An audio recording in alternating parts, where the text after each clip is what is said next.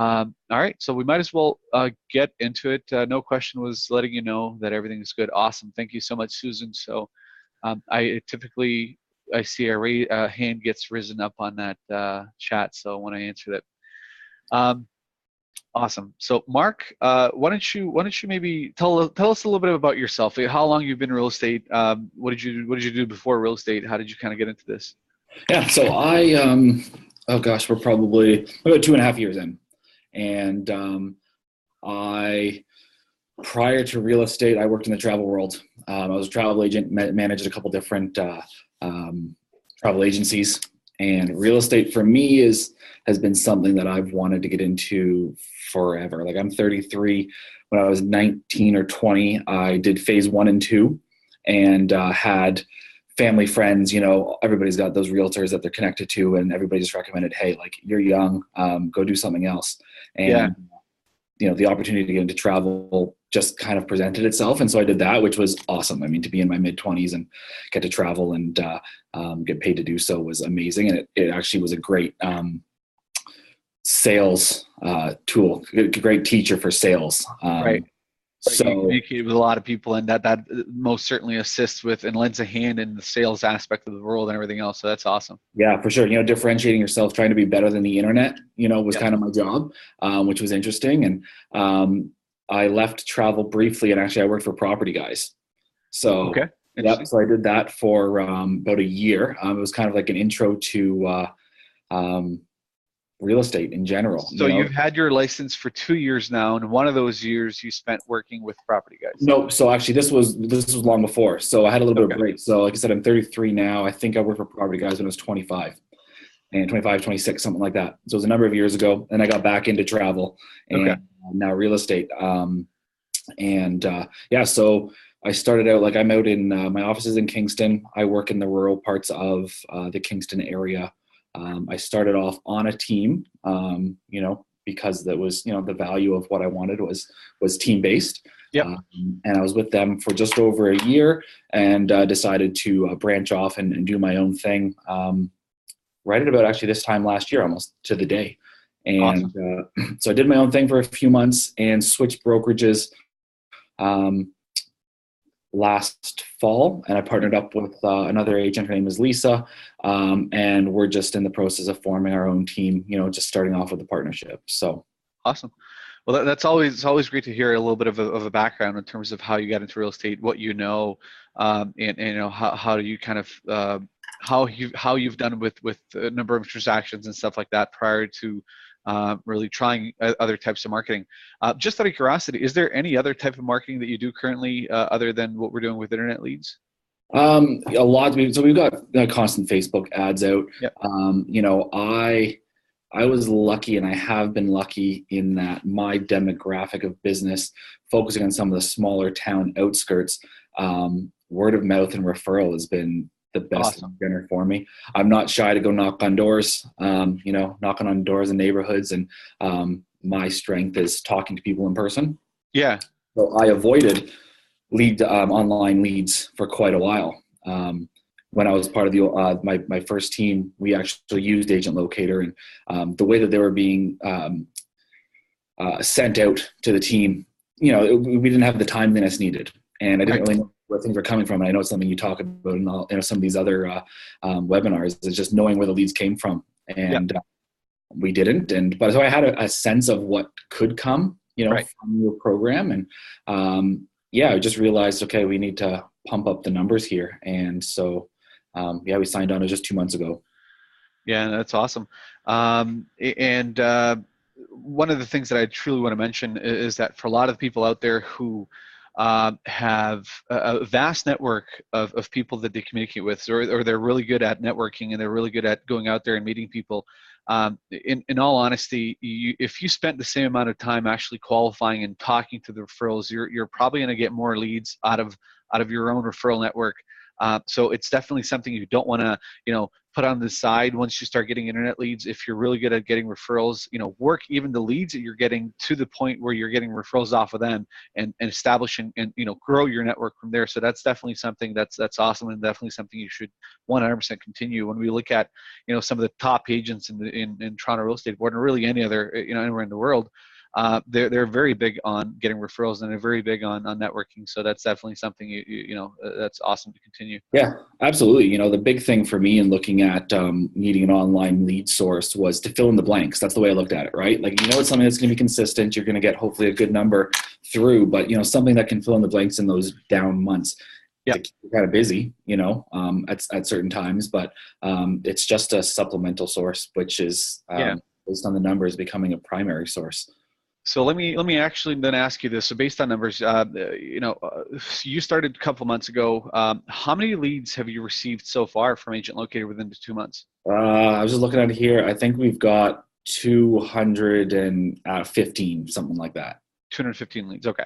Yeah. And then now, so far, your primary method of communication has been when the lead that comes in, you're going to send an SMS message to that lead and trying to get the response back. And then those that are actually responding back are the ones that you're communicating with.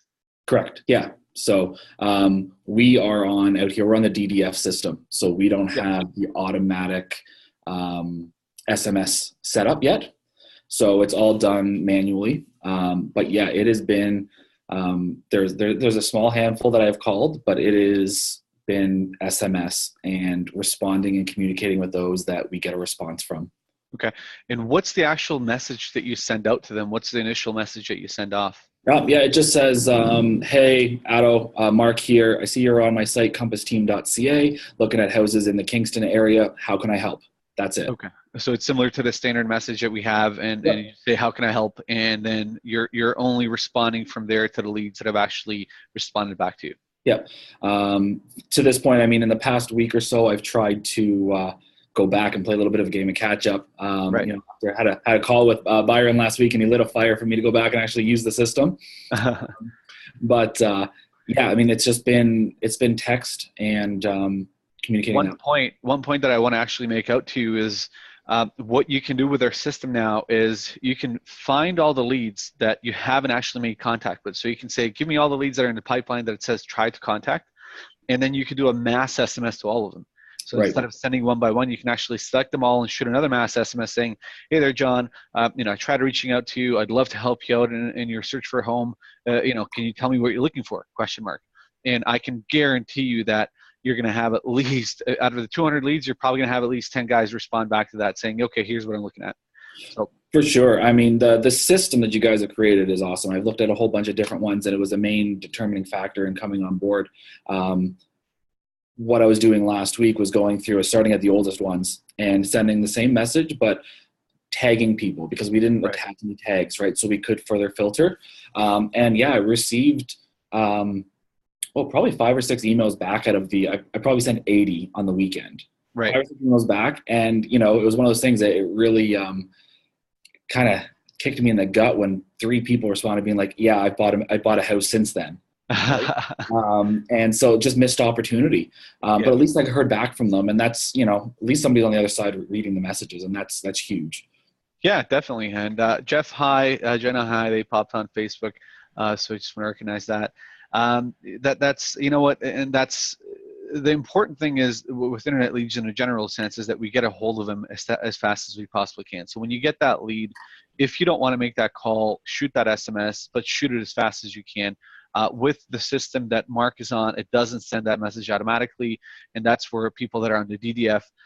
For basically every other board, we have it already set up so that the system will actually send that message off automatically to them. And I promise you, Mark, in the very near time, we're going to have that automated for you as well, because you are going to be able to jump onto that new system pretty soon, as soon as we get the DDF figured out. Yeah, you know what? And it's great. At first, when I found out we couldn't have it, there was a bit of disappointment on that because it's a huge component of the response time. But you know what I found? just getting back to them, like there's a human element to this, right? And I don't want to come across like a call center. That's the Right. last thing I want to do. I don't want people receiving automatic text messages at 10 p.m. at night, because Yep. if I got one of those, I'm shutting that person down regardless of what they can offer me, right? Um, Definitely. To note onto that though, one of the nice things with our system is we have what's called silent hours. So you can say in our system, in that automated system, you can say from 10 p.m. to 7 a.m. don't send any messages. So if a lead comes in during that time, it actually waits until 7 a.m. and sends it off then. Amazing. Well, all right. So there goes my objective for that one. So let's get this set up out here then.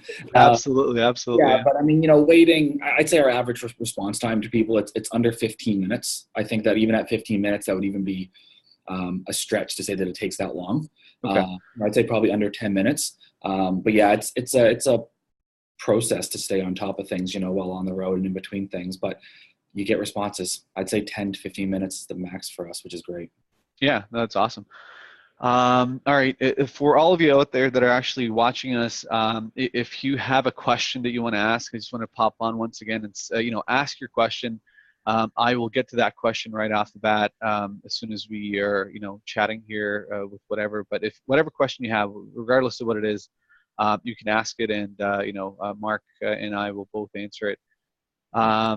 So with respect to the total, so you've got about 200 leads you've received so far, and tell us about the deals you've done so far. So tell us in general from what's happening. So we've got two firm buyer deals Okay. that were a couple weeks ago. So I mean, they happened within the first 5 or 6 weeks of being on the system. We've got one listing, and there will be a buyer attached to that once we sell their place, but the listing's actively on the market. And we've also, I was actually trying to pull up the numbers. We probably set up another 12 to 15 people on automatic home search. We don't have Matrix out here. We're on a system called Paragon. So when I'm communicating with people, I'm putting them on the Paragon system because it's just all housed in the same spot for me. But so we've got active communication and conversations going on with another, I'd say 10 people at least, that are engaging enough to at least say, like, narrow down the search to this or this, and like they're actively looking. Right. So some of those are long term. Yep. We're looking at, I know the timeline. We get a lot of people moving to the area from the GTA. So a lot of those are going to be 12-month timelines, but there's great communication going. So yeah, so we've got two firm deals, a listing, a buyer, and like I said, probably just shy of 15 people that we're actively communicating with and have them on an automatic search. That's awesome. That's great. And the numbers make a lot of sense. Yeah. There are a couple of questions that we've received on Facebook. So one of them is, how much do you spend to have received 215 leads? So what's your, and to actually answer another question that's on here, so what is your budget on Google and on Facebook? These leads that we're talking about here are only from Google. These leads are not from Facebook, right? So you're not just doing Google. Yeah, Yes. these are just Google leads. So for those of you that are thinking that these are both Facebook and Google, these 215 leads and the ones that he's actually closed transactions from here are all from Google. And do you mind sharing what your Google budget is? Not at all. And actually, you can probably verify. I think we're paying 250, maybe. Okay, so you're doing lower budget, $250 a Yeah. month. Yeah. So within 2 months, you've been able to receive, so about $500 spent to receive 215 leads. Now, what I always want to mention is when we're talking about cities that are outside of the Greater Toronto area, we have the cost per lead is a lot lower than it is in Toronto. So for example, for you to get 200 leads in the Toronto area, you probably have to spend $2,000, not $500. Right. But then we also, our property values are a lot higher. What's your average property value there? 340. Right. So that's the answer to a lot of you guys out there that are thinking, it's great to have lower cost per lead, but at the same time, we're dealing with much lower value properties. So it makes sense from that perspective, really, that the cost per lead is going to be really low. So total spent, when you look at the overall total spent, $500 on Google, you're spending about $158 a month on AgentLocator. You're spent less than $1,000 to get 2 buyers. And to get one listing, along with when that listing is sold, you're going to have a buyer from that point as well. Yep. Yeah. I mean, to put that into relation, because I mean, it's always dollars and cents. I mean, that'll equate to about $25,000 or $26,000 to the business. Right. Okay, Yeah. awesome. So for less than 1,000, and honestly, what I really truly love about internet leads, for all of you guys out there, is the fact that it's a scalable business, meaning that if you want to flood yourself with leads, all you have to do is open that tap, which is spend a little bit more and get more leads, and that's general sense. So that's what's amazing about really internet leads. The only thing that you have to figure out with internet leads is the conversion aspect, meaning that how do you get these leads to actually convert? How do you get these leads to how do you make money from them, really, essentially? Mhm. And what's interesting, you do have the ability to utilize the SMS system completely, and you're not the only client. And I don't suggest it, though. That's the thing. I don't suggest that clients only do SMS, primarily because when we compare the clients that do SMS and phone calls, the guys that do the phone calls are actually getting more. And the other reason why I don't suggest it is because when we get into the city, the cost per lead is higher. So in order to get to 200 leads, you have to spend $2,000. And a lot of times agents give up before they spend that much. Oh, for sure. So, Yeah. I yeah. mean, and the one thing I want to clarify too, as we were talking about before, I mean, those two deals came purely through electronic communication, right? Like from the original text message through till meeting them in person, everything was just text or email. The listing, like as we talked about before, like I'm kind of chasing the low lying fruit. So there's a few things in there. Like I've got no problem at all picking up the phone. It just hasn't. It's a time thing, and I'm quickly realizing, keeping up on it is a full-time job. But the listing came from a phone call. One of the calls I always make is if somebody throws in a showing request through the system. Now they always come through and they've got like a date of 2020 attached to them. Have yet to have a showing request because people are getting confused with the system. So I call it an opportunity to crack a joke about how busy I will be in September 2020. And sometimes too, you can kind of tell a lot about the prospect through the numbers that they left. Like I can very quickly differentiate between a home number and a cell number. And if it's a home number, chances are it's going to be an older client, right? Because who has home numbers? Just being realistic. And through the email too, right? I find that a lot of people have like the internet provider emails. So whether that be a Kojako or whatever it is, right? There's a kind of an age bracket that I found through the buyers that are talking about it. And those are people I'm going to call because they're the ones that are going to pick up and they're the ones that are going to have a chat with me. That's interesting that you say that. You know what? That is really interesting because if you're talking about people who have Gmail emails or stuff like that, that's probably the younger generation. Yep. And then people who have Rogers emails and stuff like that, that's generally the older generation. I actually didn't even think about that. That's incredible. That's awesome. And like that's a key trigger for me to want to make that call. We've got a couple of local internet providers out here, and typically, you or I are not going to have one of their emails. Yeah. And so I know that if I've got a lead that's come in at 1:00 in the afternoon and they've got that email attached to it, and I can tell that it's a home number, that person's going to pick up when I call them. So, I pick my battles that way, and that's where the listing came from. This is a great point. I know we have Byron and Ria, who are our trainers, actually listening on this. So that's a great point that we need to actually disclose to our clients as well, because that's one way you can actually target these older people and people that are probably going to be home and answering the call. So that's awesome. Thank you for that. Yeah, it's and it works. I mean, I've had some amazing conversations with some older clientele, and they love to chat. I mean, they love it, right? So I know all about their families and their health issues and all the rest through a simple phone call. It's amazing how much you can get out of them with a simple hello on the phone. Yeah, generally older people are going to want to have a chat, and that's awesome. And then the guys that are younger, our lives are much faster these days, so we would probably prefer communicating over text. And it's funny that when you look at Gary, do you know who Gary Vee is? Gary, yeah. Everybody in our generation does. Right. But, Gary did a show. I don't know how long ago, maybe a year ago now, and he stood up in front of 50,000 people and he asked them a question: who here gets upset when another human being calls you? Stand up. And he had like 90% of the room stand up. That you literally get upset when another human being calls you, and that's that younger generation.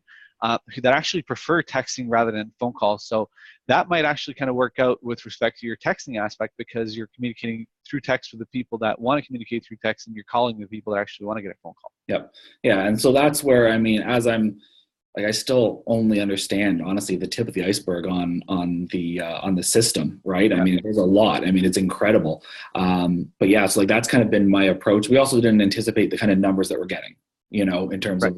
So it's kind of picking our battles, and getting in front of the people and getting in touch with the people that we think we can as quickly as humanly possible. And then just trying to chase up with the other ones, I guess you could say.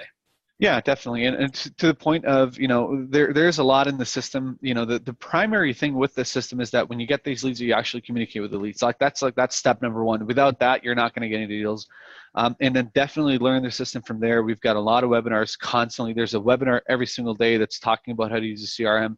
And there's our Facebook group that you guys can jump on and then get assistance. One of the other things that I do want to mention, and I want to encourage a lot of the people that are our clients, is to jump on to Beverly Ruffner's webinars. Have you listened to any Beverly's webinars? Yeah, they're awesome. Yeah, they're great. perfect. Yep. Yeah. So we hired Beverly to come to us twice a month. And what Beverly does is actually she dials leads live right in front of you. So what's nice about that is the fact that you can hear her say what she has to say, and then you can hear the objections and how she gets around them. One of the things that we find with internet leads is the moment you call an internet lead, what ends up happening is your wall goes right up. So right. and it's how do you take down that wall? How do you kind of disassemble that wall so you can have a conversation with them? And Beverly does that incredibly well. So that's one way that you guys should most definitely learn and really study on how she does these calls. So that's one huge plus that you guys should definitely take advantage of. Yeah, I should say just to build on that. I mean, I think the one thing like nobody likes the cold calling element of things, like that's obviously what holds everybody back. It doesn't bother me. For me, it's honestly, it's been a time thing. That's all that it is. I've got no problem at all being told no. I mean, it's just part of the job in my mind. But the big thing is, I think for everybody, it's like pick up the phone and just get that one good call. You know what I mean? Like I think of it as like my golf game. I'm terrible at golf. But if I hit one shot that whole round, it's going to keep me coming back. And like, you jump on the phone, if you make a couple of these calls, if you have one good conversation, just make another quick call, right? Because you're feeling good about it. But I mean, if people understand on the other side when you've got that wall up, as you're saying, you just got to just talk to them. I mean, once you stop trying to sell somebody and just have a conversation with them, it's amazing the difference that it'll make when you're building that relationship. And that's important that you said that, because when you're calling these leads, truthfully, you're not trying to sell them. You're not trying to sell them. And an internet lead that you're actually getting, you're not trying to sell. You're trying to have a conversation with them. And so this is actually, I mean, on a larger discussion about, the success that we've had so far. Everybody that we've had conversations with, the deals that we've had, that they've all had previous experience with another realtor, and there was an issue there. Okay. Right. The first deal actually we did, it was very simple. She had somebody sending them listings, and by the time they could actually get into them, there were already offers. So as soon as I qualified her, I knew there was no contract there. She was more than willing to work with somebody else and able to. There was a house she loved. She wanted to get into. It had an offer on it. So while I'm texting her, I'm texting the other realtor, because I've got a smaller market. I've got everybody in my phone, right? I'm sending them a text at 9:30 saying, hey, can I still go see this house? They say we could. I got them into it the next day. We knew it was sold. We knew it was a done deal, but they were still willing to show it. Got in front of them, built that relationship, and 2 weeks later, we had an accepted offer for them on a different property. On a different property, right. Yeah, because you went out of your way to really go out there and attempt to do that for them, because then you've showed something that other realtors might not do. And that was it. I found out that somebody else wouldn't get them into places, so all I had to do was get them into one, and I knew I had their business, and that worked. That's awesome. That's awesome. No, that is incredible. For those of you that are actually asking, yes, this is recorded, so it'll be in two spots. It's going to be on my Facebook wall. It's going to stay there, and then we're going to have a recording of it as well. We'll email it out to everybody. I honestly, I really truthfully don't have any other questions. What I'm doing these days is every week we have a webinar, and we have somebody come on and share their experience. I'm honestly also looking for people who've had a bad experience with internet leads. I want to find out those that have failed, and then have a chat with them and have a true one-on-one with them to find out why they failed and what they did and what ended up happening. Internet leads, guys, have never been about quality. Internet leads have always been about quantity. We're trying to get as many as we can and go through those as fast as we can to get to the ones that are good. So that's important to note. And anytime you try internet leads, you can't get into internet leads with the attempt that you're going to get 10 or 15 of these leads and you're going to make a decision on internet leads from those 10 to 15 leads.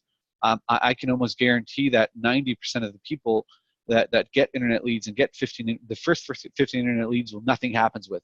There are some lucky people that end up happening within those 15 to actually close a transaction, but if you do get into internet leads, go to 100 leads. Get to 100 leads. Once you've gotten to 100 leads, you've actually made communication with every single one of those leads, I guarantee you're not going to stop. In fact, I know so much so that 98.8% of our clients who get at least 100 leads don't ever cancel their leads.